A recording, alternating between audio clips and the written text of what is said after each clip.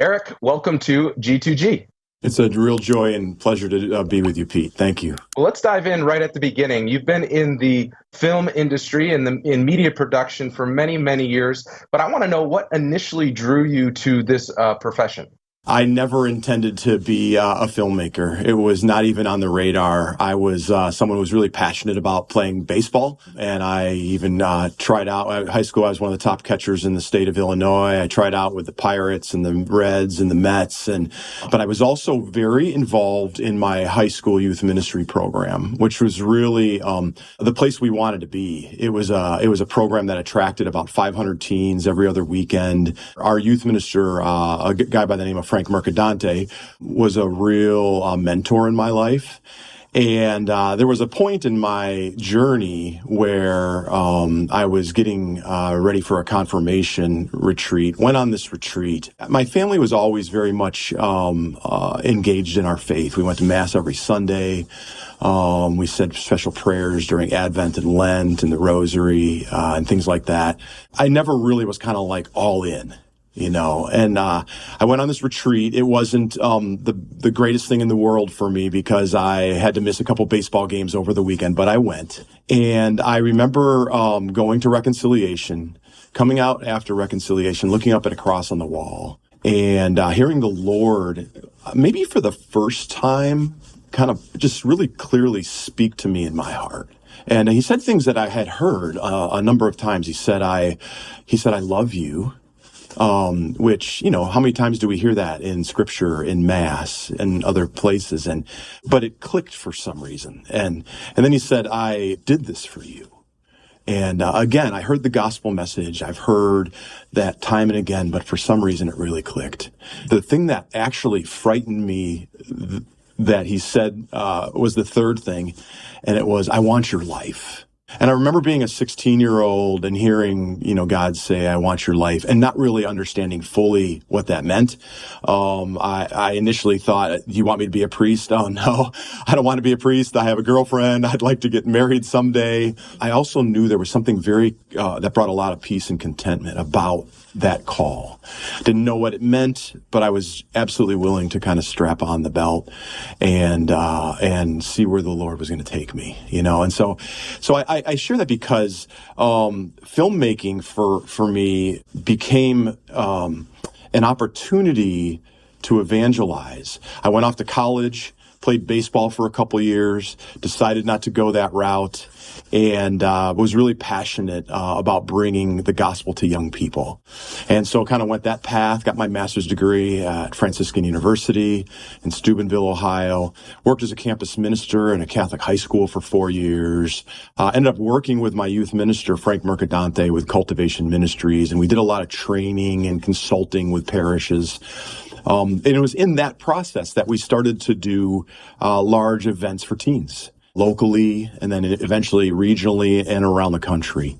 And at those events, I was developing the programs. This is now the late 90s. The digital revolution is starting to kind of creep in, and we could have a studio for not a huge amount of money. And we got a camera, we got a Final Cut Pro, and we got a Mac, and we just started editing content and creating content that we would use in these programs for teens. So that was kind of my entryway into this passion to use film as a way of communicating the gospel. And it became something that I realized was a definite need, and it was a definite opportunity for us to do that on a very large level. When at these large rallies for teens, desperate youth workers like myself would come up to us afterwards and they'd ask us, where did you get your films? And I would just share, well, we created them, and we created them for this program. And then they said, well, can we have them?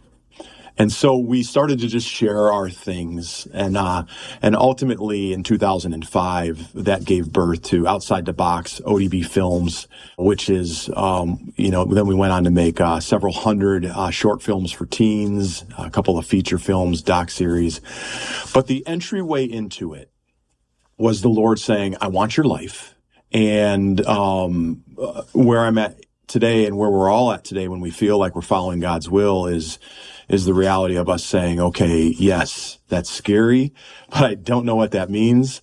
I don't know how to do it, but we'll figure it out. So I'm curious, as your expertise has grown and your impact has grown, how have you continued to foster your initial love of the Lord so as to make sure that that initial heartache that people would meet Jesus would continue to be expressed through your work? before I'm anything else, before I'm a filmmaker, I'm a disciple of Jesus. Anything I do, I'm going to miss the mark if I am not really digging in and rooting myself in communion with the Lord in terms of what He has for my life on a personal level, which obviously then is extended to my wife, to my family, to the people around me. But I know very intimately that I can do no good if I'm not rooted in a faith in Jesus.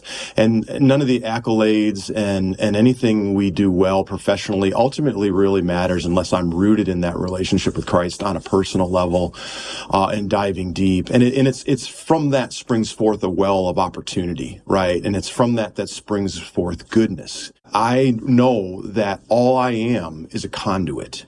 To be a conduit, I got to keep that lane open and that lane free. And I got to keep listening to know what it is the Lord is saying for me personally, for my wife and I, our relationship, for our family, what He's saying for me professionally. For me, it's a constant discernment process, and it's a discernment about what do you want me to do? What do you want us to create? And how do you want us to go about creating? Who do you want us to engage in that process? It's very much because my heart is evangelization. Films are just a tool, and I realize that God is going to impact the heart of a person infinitely greater through opportunities to have very intimate relationships with others, whether that's on set, whether that's in prep, whether that's with the writers, whoever that is. Ultimately, we want to create something good and beautiful that we can put on a screen that a lot of people can, see, because you just have mass opportunity. And the Lord knows there's so much garbage out there that we've got to put stuff that brings the beautiful, the good, and the true front and center. But for me, what's always been what I've always been most passionate about, and what most really excites me, is when we're developing films, when we're in pre-production, when we're producing, we're in post-production, and the countless opportunities I have to love people, to be around them, to be a witness to Christ's love. There is no separation from my job and who I am as a follower of Christ. On the contrary, what is demanded and asked and required of me is a complete integration, so that I can in turn then be that conduit for whatever messages the Lord wants us to communicate. Yeah, I love that. And it just shows your heart, and your heart comes out through the work that you've created. You mentioned a second ago that there's all sorts of garbage out there, right? It's well documented. There's no shortage of media opportunities. There's no shortage of content that can be consumed by Christians.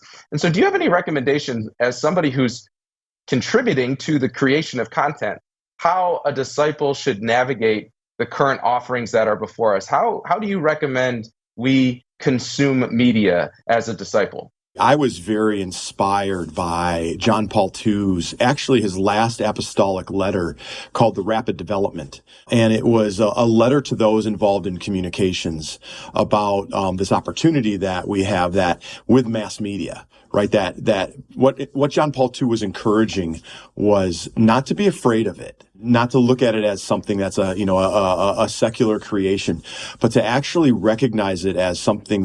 I think he used the term intermerifica, something that can beautifully be used for the sake of communicating the gospel. And one of my favorite lines from that is, he said, "Everything possible must be done so the gospel might permeate society, stimulating people to listen to and embrace its message."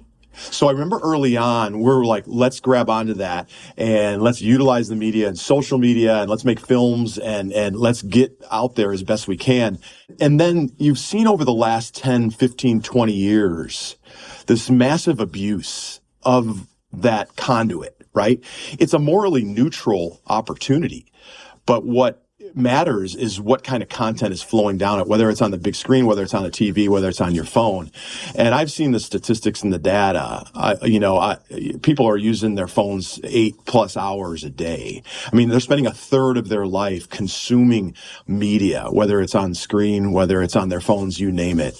How do we justify what we should watch, how much time? I think it is two things. I think it's we need to be very cautious and diligent about the amount of time we spend consuming the media. And then I also think we need to be very careful about the kind of content that we do consume, because we take in all kinds of input through all the senses. And it impacts who we are, and it impacts how we respond to the world and the world around us. And so we've got to be very careful. So I think, Peter, ultimately, when I look at what I'm deciding to watch or consume, I think it's important that we consume things that inspire, that we consume things that motivate us, that call us into deeper relationship with those around us, with humanity, but that calls us into a deeper relationship with the Lord. And I'm not arguing in that we have to watch Jesus films only. On the contrary, I think there's a number of things that are Christian films that I don't think communicate or articulate honestly the human experience. But there are plenty of films out there that certainly can draw us into the beautiful, the good, and the true.